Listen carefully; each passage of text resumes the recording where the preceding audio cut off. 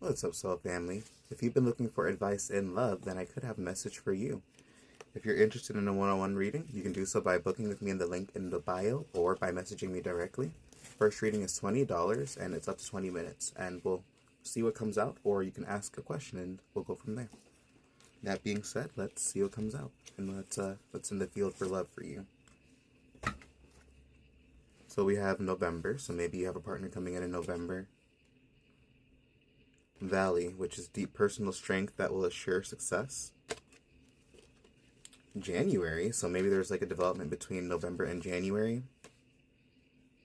Wheel, which is indecisiveness, allowing your life to ramble aimlessly. And then we have Rooster, which is an arrogant, boastful person you should not cross. So already I feel like this is a warning of getting away from somebody toxic and starting something new.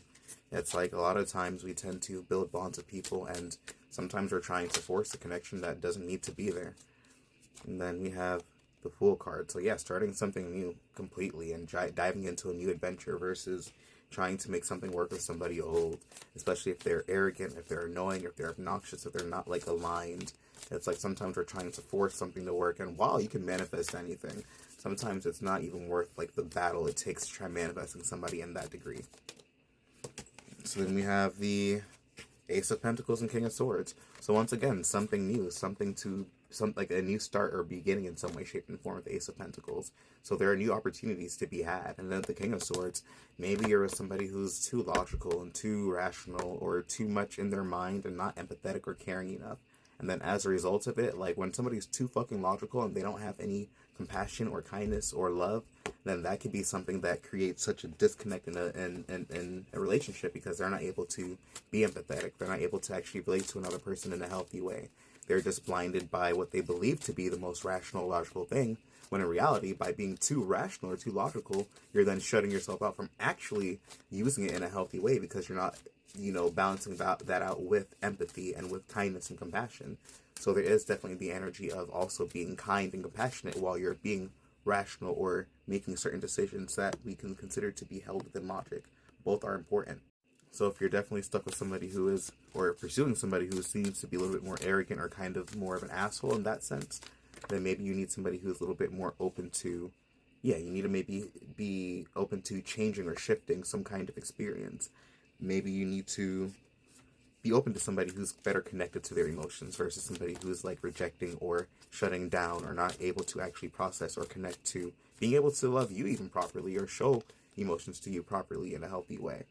And sometimes after we let things go, we allow better connections to come in. It's like then what we actually hope for, what we're actually desiring. It's like once we start setting intentions to experience things, we just can't settle for the things that we are experiencing. We can't then just believe. And if we set an intention for like 5 things to be experienced in a person, and we get somebody a 3 out of 5 or 4 out of 5, don't settle. It's like, no, your intention is solid and move towards it. We have the Two of Pentacles.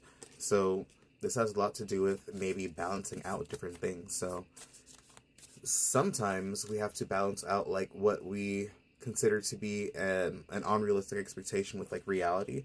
But maybe it's considering to be the energy of being practical of how you approach something and balancing out like the energy that you're putting out.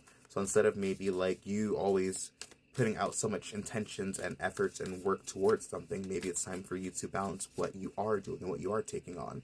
Maybe it's time to deal with other aspects of your life and other aspects of your experience, and then allow other things to kind of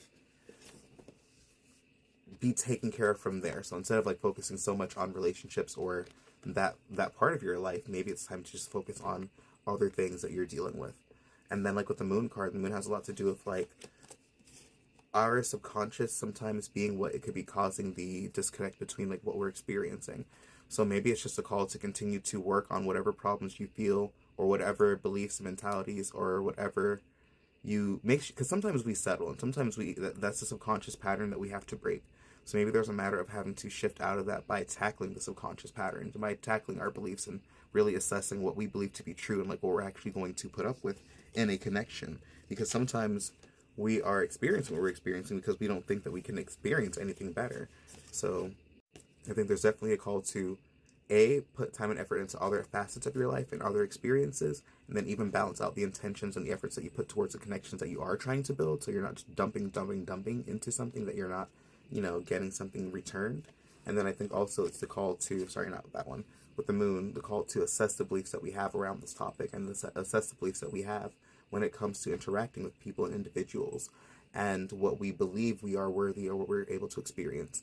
I think I've heard so many times where people say that, like, oh, all men cheat or all women cheat, so then they just settle for somebody who's going to cheat because they feel like that's the best thing they can get.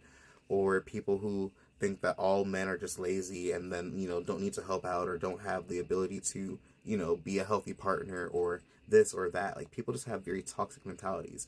Anytime you think all something this, and then it's especially if it's a negative trait, and then you pigeonhole somebody into something, and then you expect that, that's where we start to need to assess the beliefs that we have so we can draw in and attract better in our lives.